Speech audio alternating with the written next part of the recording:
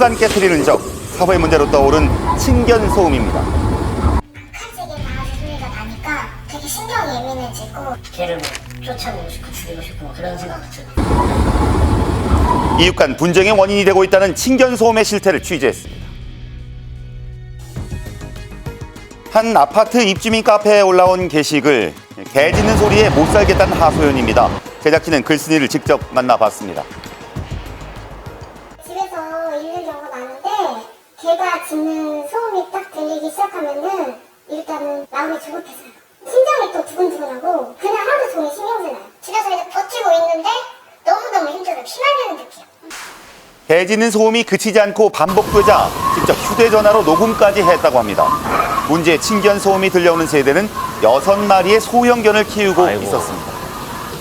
아침부터 저녁 밤 늦게까지 들린다 생각하면 돼요.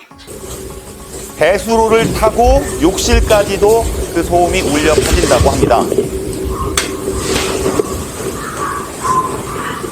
들리네요. 화장실이 사실 가장 잘 들리죠. 오셔서 얘기도 해보고 전 입주자 그 해당 층 세대한테 전화도 했는데 전화도 피하신대요. 동 대표님께서도 가셔서 직접 말씀을 하셨는데 그냥 알겠다 그냥 영혼 없는 대답.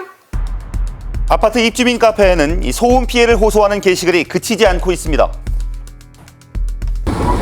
자, 그렇다면 견주의 입장은 어떨까요? 제작진은 6마리의 개를 기른다는 문제의 입주민을 직접 찾아가 봤습니다. 어떻게 된 걸까요? 인기척만 들려도 시작된다는 짖음 소리가 들리지 않습니다. 공교롭게도 제작진이 방문한 당일 반려견들과 함께 집을 비운 듯 했습니다. 그저 우연의 일치인 걸까? 하지만 피해자는 짐작가는 것이 있다고 합니다. 촬영 하루 전날 아파트 입주민 카페에 KBS 제작진 방문을 알리는 게시글이 올라왔다고 합니다. 취재에 응하지 않으려고 집을 비운 것으로 추측된다는 주장입니다. 안녕하세요. 저 KBS 굿모닝 대한민국 라이브에서 나왔는데요. 거기 민원이 좀 많이 들어온다면서요.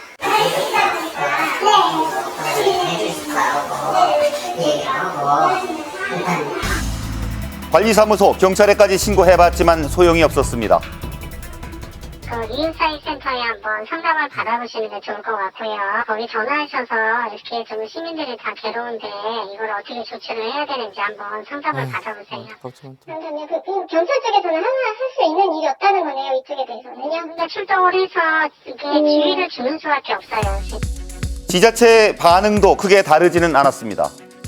예전에 좀 두세 번 정도 민원도 넣었었던 것 같은데 아무 노력도 안 하고 그대로인지. 이 부분은 강제적으로 저희가 뭐 개를 처분해달라던가 이런 부분은 할 수가 없고요. 아파트의 경우는 보통 아파트 관리주체의 공동교육에 따라서 재처분 해석이 맞는 거고, 주택 같은 경우는 저희가 직접 방문해가지고 견주를 만나던가 아니면 견주를 만나지 못할 경우는 안내문 배부하고 그렇게 행정 지도하는 방식으로 저희가 보통 민원 처리하거든요. 명확한 규제 근거가 없기에 공공기관도 실상 손을 놓고 있는 상황입니다. 층간소음에 대해서 애완 동물이 소리 내는 것에 대해서는 기준이 빠져 있습니다. 그러면 이제 경찰이나 공공기관이 출동을 해도 딱히 손 쓸 방법이 없는 건가요? 그렇죠, 전혀 없죠. 이제 권고 형태로 갈 수밖에 없지. 이거를 키워라, 키우지 말아라 이런 거는 할 수가 없습니다. 층견 소음을 호소하는 또 다른 아파트. 귀마개 없이는 잘 수 없다는 피해자를 만났습니다. 제가 이런 이어플러그를 끼고 자겠습니다. 그간의 고충을 얘기하는데요.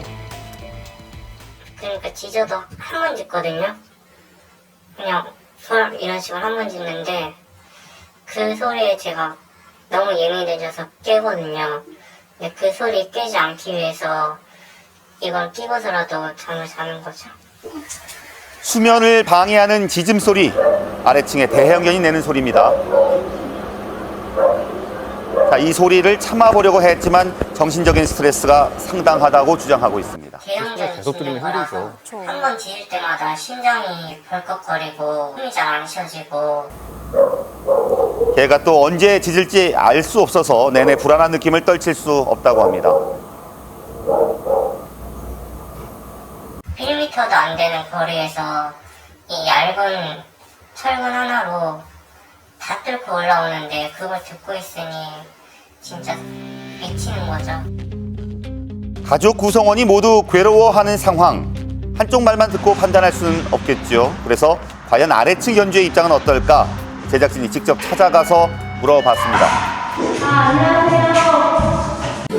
KBS에서 나왔는데요. 그 충격 소음 때문에 이곳에서 불편을 겪고 있다는 제보를 받았는데 배를 기르는 견주 생각은 또 달랐습니다. 소음 피해를 끼쳤다면 미안한 일이지만 자신 역시도 억울한 부분이 있다는 겁니다. 네. 인간이 하신 게 아닌가. 뭐 다른 집 강아지도 있을 텐데 저희지만 개를 키우는 건 아닐 거거든요.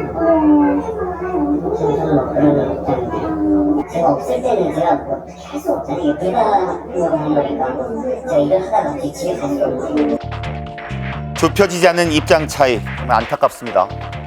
그렇게 약을 먹거나 상담을 받고 있지는 않지만 계속 나에게 호소를 하니까 아들이 너무 괴롭다고 그리고 극단적인 그런 말까지 하니까 여기 20년 거주했는데 이사 가자는 소리를 허건을 하니까 나도 괴롭죠. 배를 기르는 반려인과 기르지 않는 비반려인의 충돌이 빈번해지는 요즘. 현명한 공존의 방법은 없는 걸까요?